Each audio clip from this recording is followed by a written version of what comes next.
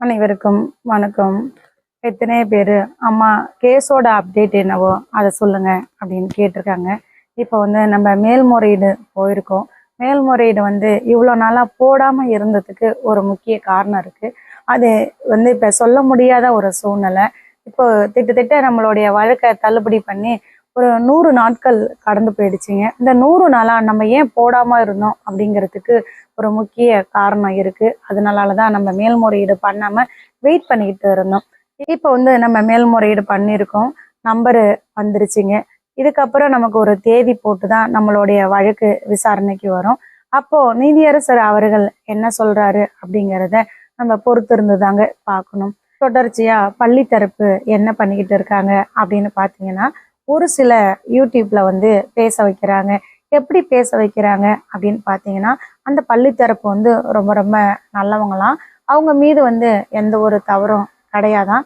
எல்லா தவறுமே பாப்பா மேலதான் இருக்கு அப்படின்னு சொல்லி பாப்பாவை பத்தி தவறான செய்தியெல்லாம் பரப்பிக்கிட்டு இருக்கிறாங்க. இவங்க சொல்ற அத்தனை செய்தியுமே தவறான செய்தி தான் அப்படிங்கிறதுக்கு நம்ம கிட்ட எத்தனையோ ஆதாரங்கள் இருக்குதுங்க.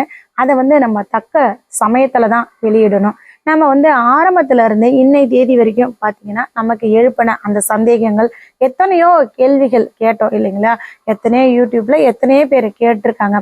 இதெல்லாம் தான் சிபிசிஐடி நோட் பண்ணி வச்சுக்கிட்டு அதுக்கு ஏத்த மாதிரி சார்ஜ் ஷீட்டை போட்டாங்க. அதனாலதான் இப்போ நம்ம எதுவுமே சொல்றது இல்லை. ஏன்னா சொன்னோம் அப்படின்னா இவங்க உடனே அதுக்கு ஏத்த மாதிரி அந்த பதில்களை சேகரிச்சிடுறாங்க. இப்பெல்லாம் பள்ளி தரப்பு ரொம்ப நல்லவங்கன்னும் பாப்பாவை பத்தி தவறான செய்தியை பரப்பிட்டு இருக்காங்க இல்லையா? அவங்களே எவ்வளவு பொய் சொல்லியிருக்காங்க அப்படிங்கிறத நம்ம சுட்டி காட்டியிருக்கோம். இந்த மாதிரி அவங்க 40 நாள் தான் உள்ள இருந்தாங்க, ஆனா 100 நாள் இருந்தாங்க அப்படின்லாம் சொல்லியிருக்காங்க. இன்னும் இது போல எத்தனையோ சொன்னோம். அதுலயும் பாத்தீங்கன்னா இன்னும் மேலும் மேல அந்த பள்ளி தரப்பு எவ்வளவு பொய்களை சொல்லியிருக்காங்க அப்படின்னு நீங்களே கேளுங்க. ஆரம்பத்துல இருந்தே சிவா மீடியால அந்த சிவசுப்பிரமணியன் அப்படிங்கிற அந்த ஆள் பாத்தீங்கன்னாக்க வாயை திறந்தாலே பொய்களை சொல்லி சொல்லி அந்த பள்ளி தரப்புக்கு சப்போர்ட் பண்ணி பேசிக்கிட்டு இருந்தாப்புல. இந்த ஆள் மட்டும் இல்ல, இந்த ஆள் மாதிரியே இன்னும் எத்தனையோ பேர் பேசுனாங்க. சவுக்கு சங்கரு பேசணும், இன்னும் கார்த்திக் பிள்ளை பேசணும், இன்னும் எத்தனையோ பேர் பேசிக்கிட்டு இருக்காங்க. அதே போல இப்ப ஒரு சில புது புது ஆள்களை விட்டு பேச வைக்கிறாங்க. இந்த சிவா மீடியாவுல பள்ளித்தரப்பை பத்தி இன்னும் மேலும் அந்த பொய்கள் என்னென்ன அப்படிங்கிறத நீங்களே கேளுங்க. இதுல இருந்தே நமக்கு தெரிய வரும் அவங்க சொல்றது அத்தனையும் பொய் தான், தான் நல்லவன் அப்படிங்கிறதுக்காக எந்த எல்லைக்கு வேணாலும் போவாங்க அப்படிங்கிறது உங்க அனைவருக்குமே புரியுங்க. அந்த பள்ளியினுடைய தாளர் ரவிக்குமார் அவருடைய நெருங்கிய நண்பரும் அந்த பள்ளிக்கான மருத்துவருமான ஒரு மருத்துவர் RSS அமைப்பில் இருந்திருக்காரு. அவர் ஒரு நாள் பள்ளிக்கூடத்துல பயிற்சி முகாம் நடத்திக்கிறதுக்கும் RSS பயிற்சிக்கு வரக்கூடியவங்க தங்குறதுக்குமான இட ஏற்பாடு செஞ்சு கொடுக்கணும்னு கேட்டுருக்காரு. அந்த அடிப்படையில் இவரும் அவருக்கு உதவி செஞ்சிருக்காரு. RSS பற்றியோ அதனுடைய அரசியல் கட்டமைப்பு பற்றியோ ரவிக்குமாருக்கு எதுவும் தெரியாது. தன்னுடைய நண்பர் கேட்டார் அப்படிங்கிறனால, அதுவும் மருத்துவர், பள்ளியினுடைய மருத்துவர், பள்ளி குழந்தைகளுக்கு மருத்துவம் செய்யக்கூடியவர், அவர் கேட்டாங்கிற அடிப்படையில் அந்த இடத்த கொடுத்துருக்காரு. இந்த விவகாரம் இந்த மாணவி கொலை செய்து கொண்டதுக்கு 2 நாட்களுக்கு பிறகு வெளியானது பிறகு ஒரு RSS பயங்கரவாதி மோடியோடவும் அமித்ஷாவோடவும் நேரடி தொடர்பு இருக்காரு அப்படிங்கிற மாதிரியான கதைகள் அனைத்தும் கட்டப்பட்டு இப்ப அனைவருமே கேட்டிருப்பீங்க.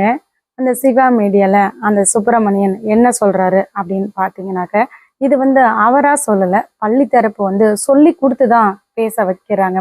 அதோட இன்னொன்னையும் சேர்த்து சொல்லுவாங்க, நாங்க ரொம்ப நல்லவங்க, எங்க பள்ளிக்கூடத்துக்கும் இந்த RSSக்கும் எந்த ஒரு சம்பந்தமும் கிடையாது, நான் RSS கேம்ப் அங்க நடத்தவே கிடையாது அப்படிங்கிறத இப்ப எல்லா இடத்துலயும் சொல்லிக்கிட்டு வராங்க.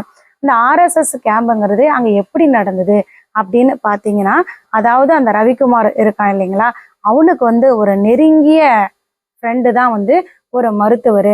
அந்த மருத்துவர் கூட யாரு அப்படின்னு பாத்தீங்கன்னாக்க, அதாவது அந்த பள்ளி ஹாஸ்டல்ல இருக்காங்க இல்லைங்களா, அந்த பள்ளிக்கூடத்துக்கு வர குழந்தைங்களோ இல்ல ஹாஸ்டல்ல தங்கி படிக்கக்கூடிய அந்த குழந்தைங்களுக்கு மருத்துவம் பார்க்கக்கூடிய ஒரு டாக்டர் தான். அவரு ஒரு நாள் கேட்டுக்கிட்டாரு, இந்த மாதிரி RSS பயிற்சி முகாமு இங்க நடக்கணும், அதுக்கு இட வசதி கொடுங்க அப்படின்னு சொல்லி அவரு கேட்டுக்கிட்டாரு. அவர் கேட்டுக்கிட்டாரு. அவர் கேட்டதன் அடிப்படையிலையும் அவர் ரவிக்குமாருக்கு ஃப்ரெண்டு அப்படிங்கிறதுனாலதான் அங்க RSS கேம்ப் நடக்கிறதுக்கே ரவிக்குமார் ஒத்துக்கிட்டாரு. அவருக்கும் இந்த RSSக்கும் எந்த ஒரு சம்பந்தமும் கிடையாது அப்படிங்கிறத இப்ப எல்லா இடத்துலயும் சொல்லிக்கிட்டு வர்றாங்க. இப்ப முக்கியமா இந்த சிவசுப்பிரமணியன் சொன்னதுல நம்ம முக்கியமா பார்க்க வேண்டியது என்ன அப்படின்னு பாத்தீங்கன்னா, அதாவது அங்க ஆர்எஸ்எஸ் முகாம் நடந்ததுக்கு என்ன காரணம் அப்படின்னா, ரவிக்குமாரோட ஃப்ரெண்டு ஒரு டாக்டர் மட்டும் கிடையாது. அங்க ஹாஸ்டல்ல தங்கி படிக்கக்கூடிய குழந்தைங்களுக்கு அவரு தான் வந்து ஒரு மருத்துவர். பிள்ளைங்களுக்கு ஏதாவது ஒண்ணுன்னா அவரை தான் அழைச்சிட்டு வந்து மருத்துவம் பார்ப்பாங்க அப்படிங்கிறத சொல்றாரு. சரி, அப்போ அங்க ஹாஸ்டலுக்கு அப்படின்னு சொல்லி ஒரு மருத்துவர் இருக்காரு இல்லைங்களா? ஹாஸ்டலுக்கு அப்படின்னு சொல்லி ஒரு மருத்துவரை நியமிச்சிருக்காங்க. கரெக்ட். ஹாஸ்டல்ல படிக்கக்கூடிய அந்த குழந்தைங்களுக்கு ஏதாவது ஒண்ணு அப்படின்னா அதுக்கு வந்து ஒரு மருத்துவர் வேணும் அப்படிங்கிறதுக்காக அங்க வந்து ஒரு மருத்துவரை நியமிச்சிருக்காங்க. அந்த மருத்துவர் ஸ்ரீமதிக்கு ஒரு பிரச்சனை அப்படிங்கக்குள்ள ஏன் வந்து பார்க்கல. அது மட்டும் இல்லாத இவங்க பள்ளியில வந்து விளம்பரம் பண்ணுவாங்க இல்லைங்களா? அப்போ வந்து எங்கள்கிட்ட வந்து ஹாஸ்டல் இருக்கு, இந்த ஹாஸ்டல்ல வந்து இந்த அது இருக்கு இது இருக்குன்னு சொல்லுவாங்க. அதுல இதையும் குறிப்பிடுவாங்க, 24 மணி நேரமும் மருத்துவ வசதி உள்ளது அப்படின்னு சொல்லிதான் விளம்பரம் பண்றாங்க. இப்போ இவங்ககிட்ட நியமிச்சிருக்கக்கூடிய அந்த டாக்டர் மண்ணாங்கட்டி ஃபோன் பண்ணி சொன்ன உடனே ஏன் வரல? அதாவது அந்த ஹாஸ்டல்ல பாத்தீங்கன்னாக்க மாணவர்கள் வந்து கிட்டத்தட்ட 84 பேர் இருக்காங்க, மாணவிகள் வந்து 24 பேர் இருக்கிறாங்க.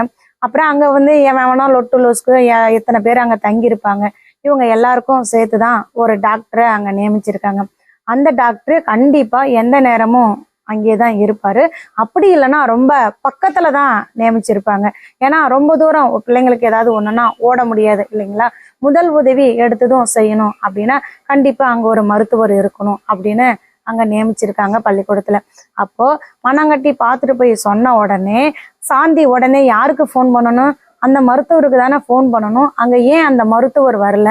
இப்ப இதுல இருந்தே தெரியலையா இவங்க எவ்வளவு போய் பேசுறாங்க, எவ்வளவு கட்டுக்கதைகள்லாம் சொல்றாங்க அப்படிங்கிறது அனைவருமே தெரிஞ்சுக்கணும். அது மட்டும் இல்லாத பாத்தீங்கன்னா ஆரம்பத்துல இருந்தே அங்க வந்து ஆர்எஸ்எஸ் கேம்ப் நடக்குது, இவர் வந்து ஒரு பாஜக காரரு அப்படிங்கிறத எத்தனையோ மக்கள் வந்து சொல்லி இருக்கிறாங்க. அன்னைக்கெல்லாம் வந்து இந்த கட்டுக்கதையை ஏன் சொல்லல? இந்த மாதிரி எங்க பள்ளிக்கூடத்துல ஆர்எஸ்எஸ் கேம்ப் நடக்கல, ஒரு மருத்துவர் வந்து எனக்கு ஃப்ரெண்டா இருந்தாரு, அவரு கேட்டதன் அடிப்படையில தான் எங்க பள்ளிக்கூடத்துல ஆர்எஸ்எஸ் கேம்ப் நடந்தது, மற்றபடி எனக்கும் இந்த ஆர்எஸ்எஸ் கேம்புக்கும் எந்த விதமான சம்பந்தமும் இல்லை அப்படிங்கிறத இது நாள் வரைக்கும் எங்கேயாவது பதிவிட்டிருக்காங்களா? இவங்களுக்காக எத்தனையோ நாள் வந்து கூவிக்கிட்டு இருந்தான், வருஷ கணக்குல கூவிக்கிட்டு இருந்தான் பள்ளிக்கூடத்துக்கு ஆதரவா அந்த குரங்கு பிள்ளை. அவனை வச்சு கூட என்னைக்காவது இந்த இதை சொல்லியிருக்காங்களா? பாத்தீங்கன்னா ஒரு நாள் கூட சொல்லலை. இப்ப மட்டும் எங்க போய் ரூம் போட்டு யோசிச்சாங்கன்னு தெரியல. நம்ம வந்து ஒரு ஆர்எஸ்எஸ் காரன் இல்ல, அங்க ஆர்எஸ்எஸ் பயிற்சி முகாம் நடந்ததுக்கு இதுதான் முக்கிய காரணம் அப்படின்னு சொல்லி இப்ப வந்து ஒரு புதிய விளக்கமும் ஒரு புதிய பொய்யும் சொல்லிக்கிட்டு இருக்கிறாங்க. ஆரம்பத்துல இருந்தே வாயை திறந்தாலே பொய்களை மட்டுமே சொல்லிக்கிட்டு வராங்க பள்ளி தரப்பு. இந்த சிவா மீடியால பாத்தீங்கன்னா கிட்டத்தட்ட 27 நிமிஷம் பேசியிருந்தாரு. ஒரு 4 நிமிஷம் கேட்டதுலயே இவ்வளவு தகவலும் இவ்வளவு உண்மையும் இருக்கு அப்படின்னா கண்டிப்பா அந்த வீடியோவில் 27 நிமிஷமும் நம்ம கேட்டோம்னா இன்னும் நமக்கு எவ்வளவு தகவலும் எவ்வளவு உண்மைகளும் கிடைக்கும்னு தெரியலங்க.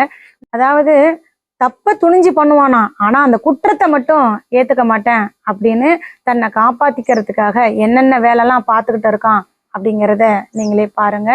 Justice for Srimathi.